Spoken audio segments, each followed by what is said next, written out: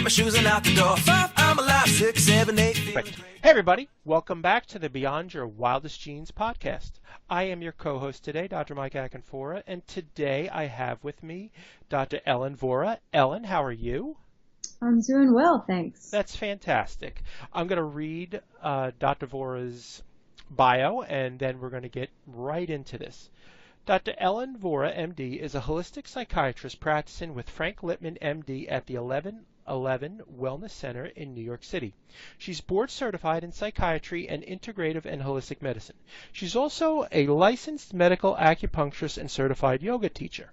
Dr. Vora's approach is mental health takes the whole person into consideration, and she targets the root cause of the problem rather than reflexively prescribing medication. She specializes in depression, anxiety, insomnia, adult ADHD, bipolar, and digestive issues. And she uses a variety of tools to help patients, from conventional psychiatry and psychotherapy to acupuncture, yoga, meditation, and nutrition. Dr. Vora studied English at Yale and attended Columbia University for medical school and completed training at Columbia, St. Vincent's, and Mount Sinai hospitals. That's a mouthful. You are a busy woman. That's true.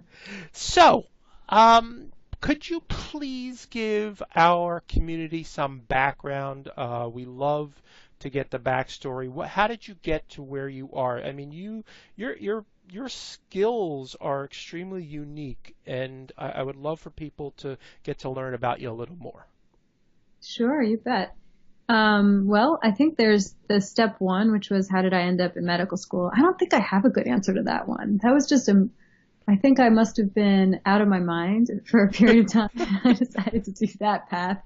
I'm pretty sure plan B was to become a backup dancer for Beyonce or to be a fly girl on the show In Living Color, but none of those really came to fruition. I didn't try all that hard. I'm sure if I tried, it would have worked out, but it didn't come to pass, and so I went to medical school.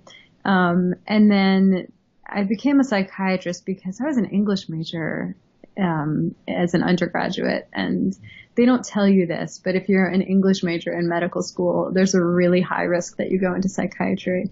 It's basically that you're there and you spent all this time in college exploring and indulging in the gray area, and that there isn't just a objective answer to everything, that there's an art to it. And then you get to medical school and suddenly you're learning nephrology, and it's numbers and it's black and white. And I just did not feel at ease in that space. And so I wanted to get back to the humanity of it. And so you end up in psychiatry, and that felt like a natural fit. But then it took a pretty sharp turn in somewhere in med school or residency when my health was getting out of balance, and I'm filling my head with all of this about here's what you should do, and here's, the medications that people should take for these different ailments. And, I was seeing my doctors and trying to get well, and nothing was working, and it seemed like it was all just making me worse. And so it started my own journey of how do I get my own body into balance. And most of what I learned and most of what ended up working for me really was 180 degrees different from what I was learning in my really expensive education. And so I guess it feels like you sort of see that, remember those Magic Eye posters from the 90s? I think the Dave Matthews Remember Two Things album had one on the cover. Yep. When you see it, you can't unsee it. Mm-hmm. And so at a certain point, I saw it, whatever that is, that kind of functional medicine approach, or what Kelly Brogan coined the term root cause resolution rather than symptom suppression. So once I saw that, oh, okay, I need to actually get to the root of the problem with my body and address that, and then get everything back into balance, and then I'm okay, rather than just throwing medication after medication on it. I couldn't unsee that. And so then that really dramatically impacted how I treat my patients, because I couldn't, live my life one way and then treat my patients a different way. So I was really motivated to get them into their own state of balance. So that's been the journey. I think studying acupuncture, yoga, Ayurveda, nutrition, all of this, it's been one part, how do I help my patients? How do I expand my toolbox so that I can effectively help people? But then it's also just been survival for me. When I was in those darker days of residency and just not really feeling aligned with what I was learning, I had to spend some time studying something I felt aligned with. So that's what brought me to Bali to study yoga and all over the country to train in acupuncture. And it was survival. It seems that a lot of us in the health space have had our own challenges. Yeah. And basically, we're left with, let's figure out a way to heal myself. Physician, heal thyself. Yeah, it's a gift. I look at my colleagues who haven't really been on their own journey, and I think, it's I think it can get in the way of being able to empathize with patients. And so I really do consider it a gift, and it's why I can do the work that I do. So, yeah. That's really really fascinating. So it's interesting as well. My wife Denise was diagnosed with cervical cancer back in 2009, and that's really where, very similar to what you're saying, the journey starts from there, and you go one of two ways. And for us, we realized a functional approach, functional medicine approach, is extremely helpful in the aftermath of what happened. And to this day, she, just like you said, it's actually, she's grateful every day that she got the cancer because it allowed her to actually wake up to what life has to offer. Yeah. So it's just a really interesting journey. So tell me, let's talk about a couple of things. When you talk about specializing, from my perspective in what we're seeing today, there is a tremendous amount of depression in our society, and that ties into the anxiety as well. Could you talk to us about how you approach that and what makes your success with folks that have these issues so unique? Sure. Yeah, there's so much depression, and I think it's not even that useful for us to go into the definitions of it. We all kind of know what we mean when we say that. And so whether someone technically has major depressive disorder or dysthymic disorder or really neither, or, I think it's not that important when someone's suffering and they're identifying that as depression. That's what's important.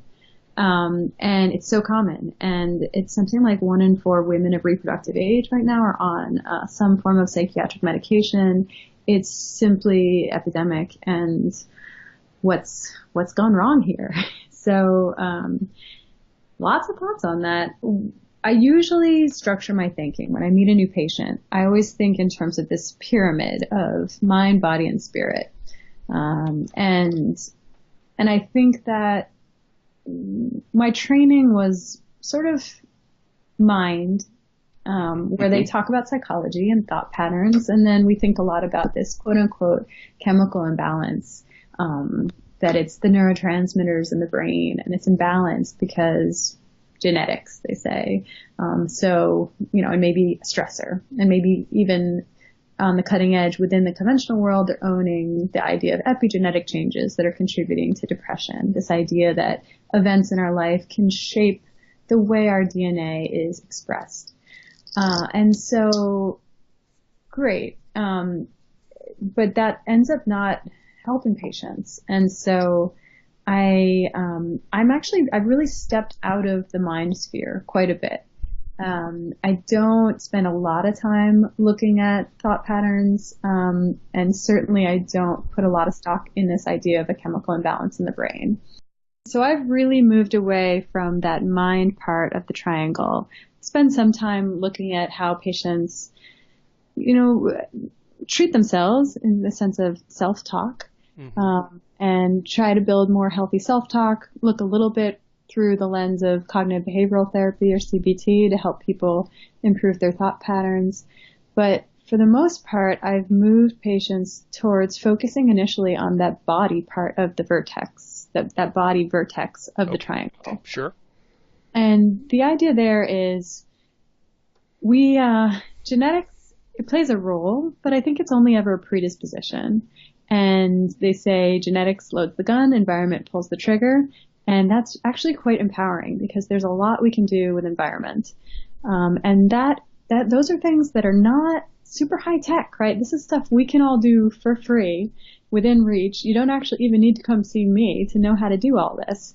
It has to do with how are we sleeping? How are we eating? Are we moving our body? What's our relationship to stress? Are we getting enough sunshine and fresh air? Are we in a positive community that supports us? How are our relationships? Are we laughing? Are we having a fulfilling sex life? Things along these lines. And so that's all in the body part. I mean, there's some psychospiritual dimensions to some of that. And what I find is if we focus there initially, most people can feel considerably better. Mm-hmm. And usually that peels a lot of layers of the onion, and then we can start to focus on some really fun stuff like spirit, like psychospiritual aspects of depression. Are people that come in to see you, are you known for this, Ellen? Like, do they know when they come to see you, you're just not going to give them a script? Do they know when they come into your center that you're going to look at them holistically? It's a great question. For the most part, yes. Okay. Yeah, but often, it's like when someone still holds the belief that the pharmaceuticals can be helpful, Mm-hmm. in these moments when people are really in crisis, they do kind of cry out for it. I mean, it reminds me of labor, crying out for an epidural. And I'll have patients who come to me because I'm a holistic psychiatrist, because I can help them with tools other than pharmaceuticals. But even given that, they'll still ask for medication. Interesting. And, yeah. So let me just dial back for a second. One thing that you said that I think is really important, I don't want to overstate that, and I know it's part of the mind, but you talked about self-talk. Yeah. Could you just touch on that a little bit for folks? Sure. Yeah. So this doesn't apply to everyone, but man, it applies to a lot of us. Is how do you talk to yourself? What's the tone that you take with yourself? And for so many of us, the way we talk to ourselves, we would never talk to anybody else that harshly, that critically. It's like really nasty stuff. A kind of, you're a failure, or, there you go again. You messed up again. Like, why do you always do this? You're no good. And, this kind of talk is so toxic. And we just beat ourselves up. And, the same person who can be so kind to their friends, their family, that, a stranger they meet at a coffee shop, then they go back into their mind and they're talking in this really harsh, cruel way to themselves. So I will work on that with patients and have them just change the tone, change that speak. And sometimes it's a fake it till you make it, where you just have to practice mantra, like practice saying, I am loved, I am loving, I am lovable, I am strong. And I think that even just repeating those can have a pretty profound effect on shifting the tone in that dynamic we have with ourselves. I was reading. I'm a voracious reader. I commute up. You and I are not that far apart. You're in Manhattan. I'm on the New Jersey side, and I commute up from the Jersey Shore. And I was just listening to a book, an audio book, and it was talking about one of the hardest things for human beings to do is to look themselves in the mirror and say, "I love you." Mm-hmm. Yeah. Incredibly difficult for us. Yeah, I don't trivialize this fact at all. I mean, I've had many patients who can't say it, or who get a real, like what psychiatrists would call emotional outpouring or affective outpouring. They'll cry when I try to get them to say that. Mm. So yeah, this is a big deal. It's really hard for people. Okay, so when you're looking at this mind, body, spirit pyramid, and you're looking at the body, is that where you'll go to acupuncture, or have them do yoga or meditation? What is the thought process there? Yeah, so predominantly, I think of it as it starts with food, sleep, digestion. That's the Perfect. body piece to me, most of all. Yeah. And so I think so much of depression, I don't so much buy into that monoamine or neurotransmitter hypothesis of depression. That's the one that says you have a chemical imbalance, you have a deficiency of serotonin, your body's broken, you need to take this medicine forever and always. I don't buy into that one. I don't think the evidence is really there. I certainly don't see with my patients that when we give them these medications that supposedly correct that chemical imbalance, that they're really feeling, I don't think they're thriving. I think sometimes they feel a little numbed. And that's about as, and I think there is a real placebo effect, which would be fine if it were a benign medication, but it's not. So, what I prefer to the monoamine hypothesis of depression is something called the cytokine hypothesis of depression. I don't think it explains all of depression, but I think a lot of times depression is a symptom of inflammation in the brain. And so when I meet someone and if their history and physical corroborates the idea that they are in a state of inflammation, then that's where we start. We address that inflammation. We heal their gut. We change their diet. We leverage various anti-inflammatory foods and just try to get them less inflamed. And then usually mental health symptoms improve. For some people, it's not just inflammation. Sometimes it's micronutrient deficiency. Sometimes it's a thyroid condition. It can be a lot of different things. But that's what I mean by body, is sort of focusing on what's going on physiologically that might be manifesting as depression. Gut is, of course, central. And I think anybody who is listening to this podcast is probably already in the know about that. But so much of health is starting in the gut.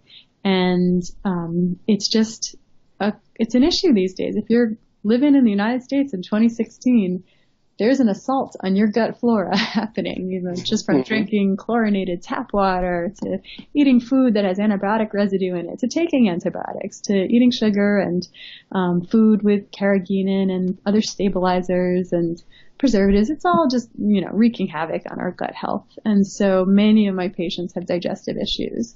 For some of them, it's really obvious, like chronic constipation or bloating. For some people, it's more subtle. Subtle digestive issues can show up as, something that a conventional doc wouldn't call constipation. But if they're not really pooping like every morning, like clockwork, then I think we can do better. Mm-hmm. And so then I almost always want to focus on gut if someone has anything at all going on there. So let me ask you a question.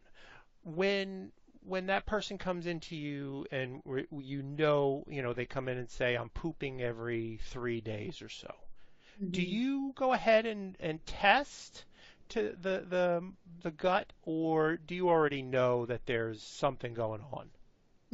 Great question. I mean, just generalize. I'm not looking for specifics. Yeah. So for better or worse, I'm pretty low on that testing spectrum. Okay. I've learned so much of what I know from my hero, Chris Kresser. He's a functional medicine practitioner. I know Chris well. Yeah, I know Chris well. And he's great. And he says, test, don't guess. Yep. And here I am basically guessing a lot of the time. But in medicine, there's always this idea of, would this test result change your management? And if the answer is yes, go ahead and run that test. If the answer is no, then you're wasting the patient's time and money. I think having people show up for blood draws, having people, mail their poop off in a specimen vial, it's not nothing. So I don't go at that lightly. And I find that if someone has digestive symptoms, I don't really care what the test shows me. We're going to address it. Now, there are some nuances to this. If we're trying to rule out, is this SIBO, maybe we would do a test. If we're going to do something more aggressive, we might want to have some more facts in front of us. I generally want to have a picture of someone's vitamin D level. I want to have a picture of how their thyroid is functioning, a few other blood tests. But for the most part, what I do is low tech. And before we even get to that layer, I usually want to just optimize for diet and lifestyle. I love that, and I agree with you 100% on exactly what you just said. It's amazing. We see this as well in our office. Somebody will come in and say, "I'm just coming in, literally, I just want to get my back cracked. I hurt my back." And it's like, well, your history says you're going to the bathroom once a week. It's a bigger issue than just getting your back cracked. We can help you with that, but there's a bigger issue, and helping them to get well in what we're doing, very similar to your approach, that functional medicine look at things. So it's a really unique way of looking at the world, and I think that we're getting better patient outcomes as you see as well. Yeah, I mean, I think that it's the holistic approach, right? That there is no such thing as just my back hurting. It's all connected, and so you kind of want to get down to the foundation. But yeah, with testing, I see value in it in that for patients sometimes it can be very grounding and it can be motivating. So, I can tell someone, you really seem insulin resistant. We're going to work on that. But if you can point to a number on a printout from your lab results and say, here, this is evidence that you're insulin resistant, sometimes that's going to motivate people.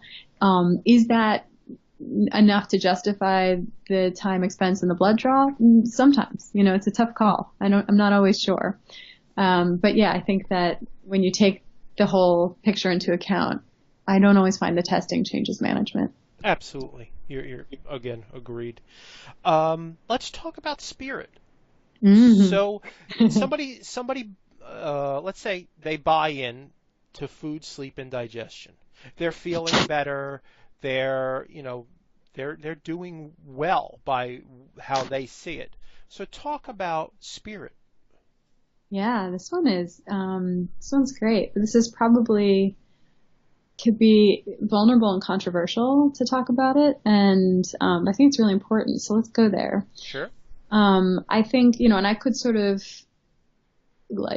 try to protect myself in layers of evidence-based medicine here and say, there's really good research out of Columbia, Department of Psychology, looking at the role of a spiritual practice as protective factor against future depressive episodes and blah, blah, blah. But what I've found anecdotally in my practice is that sometimes it seems like after months of being in treatment with me, sometimes the most crucial intervention I can do is give someone permission to believe in God. And I think that this is, of course, not for everyone. And, I sure don't have all the answers. I don't know if there's God. I think that, I'm not a priest or a rabbi, and I don't, it's just that I treat people who are suffering from depression, and people feel cut off from themselves and from meaning and a feeling of purpose and fulfillment in their lives.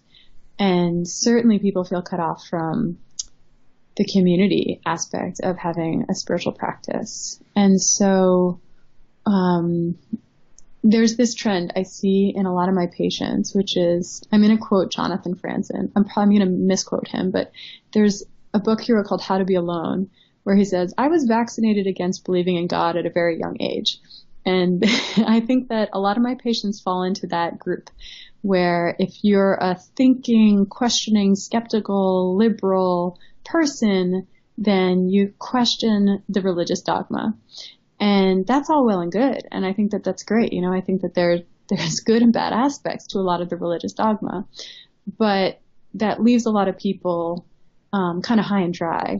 And so maybe in certain ways we throw out the baby with the bathwater. So when it's appropriate, I find that letting people feel comfortable reapproaching some kind of spiritual practice, and certainly it's often not in any kind of organized religion. Often it's a really personal experience. Sometimes it's just going hiking and enjoying the splendor of nature. But I think a lot of patients benefit from that. So, when I say spirit, I mean like allowing people to believe in something, or to believe, to feel guided, to feel loved by some greater force. Yeah, I think what you're saying I'm hearing what you're saying. I think that religion has had in our society today a negative connotation Hmm. attached to it. And when you ask people, they say they're spiritual. Hmm. Right. That's right. And I think what it really comes down to is people want to belong to something greater than themselves. Hmm. That's where that sense of community comes in, a higher degree of spirituality, and it's really important in our mental health to feel that. It turns out it is. And what's remarkable in what you're doing is you're not sitting in an ivory tower and saying, well, this is what I think, this is my hypothesis. You're on the front line and you're doing this every day. That's what's remarkable about what you're doing. And you're winning the war. Sometimes. More times than not. Yeah, I hope so. Yeah. It's what we tell people is, hey, listen, let's try this thing called the paleo diet, and let's just try it. It's just really real food, and let's, just like Rob Wolf says and Chris Kressa, let's look and see how you look, feel, and function in 30 days. Yeah. Just eat real food. If it's with Yeah. the package, if you cannot pronounce what's on that package, you shouldn't eat it. And Hmm. and people are like, what? What do you mean? And it's not hard to connect the dots that you're saying that allows for people to actually express their humanness at the level they were meant to do. Yeah. That's Yeah. really neat. Really neat. And I think you said something casually there that's really important, which is it's just eat real food. And I think sometimes branding really matters. And the paleo brand, maybe that is a draw for, like, I think for some dudes out there, Yep. for a lot of my patients, it ends up being a turnoff, that name. And, they hear that name and they're picturing eating just a pile of bacon, like 3 meals a day. Or they're just picturing like eye roll episode of Portlandia, someone being very precious about the way they eat. And so it's really a significant part of how I talk with patients is rebranding how we're thinking about how you choose to feed yourself. And it's basically eating real food. That's all I'm ever asking people to do. And it's crazy to me that that's the going against the grain is to eat real food. We've gotten so far afield from that. Yeah, so basically we do have to be that guy in the restaurant. I'm that guy in the restaurant that says like, is this gluten free? And, what's in this? Because you can't take for granted that you're eating real food, that anyone is ever selling you real food. When in doubt, it ain't real food. We can sort of have these fantasies of, oh, this restaurant got this piece of meat from really ethical pasture raised animal, and then this is wild fish, and this is an organic, locally grown salad. But it's not so. If any of us opened up a restaurant or manufactured food, we wouldn't do that. If you're going to do that, you're going to say on the menu, bold italics, this is a pasture raised piece of meat, or this is a wild piece of fish. And you're going to have to charge a lot of money. So, which I think is a sort of dirty little secret to real food, is that real food is expensive. This gets really ethically dubious in terms of like, I want this to be within reach to everybody. But food, when it's real, costs a lot of money. I think there's a little bit of room for affordable real food. I think rice and beans is pretty much dirt cheap, and you can eat pretty real with that. It's not paleo, but I think it's real. Yep. And then I think we can all shift our priorities a bit. We think food should be cheap, but we all want to own a lot of crap. And so I like to shift it away where I think food should be expensive. If you're eating meat, like, this is an animal's life. This should be sacred. This should hurt a little bit financially. And I think that, just towards that, most of our paycheck goes towards feeding ourselves real food, shelter, and then all the crap is optional. And in certain ways, actually, it just ends up being a liability and decreasing our happiness. Yeah, it's one of the things that we practice with our children in like we have enough crap. We've got plenty of crap. Let's go and for example, next summer we're going to Italy. I mean, that's an experience. That's something they take with them for the rest of their life as opposed to buying more crap.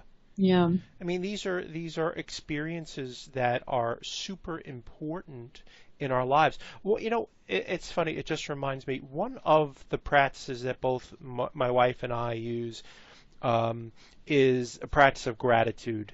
Yeah. And she's a writer. She loves to put pen to paper. I'm very techie and love to put it on my iPhone. It's just it's a lot easier.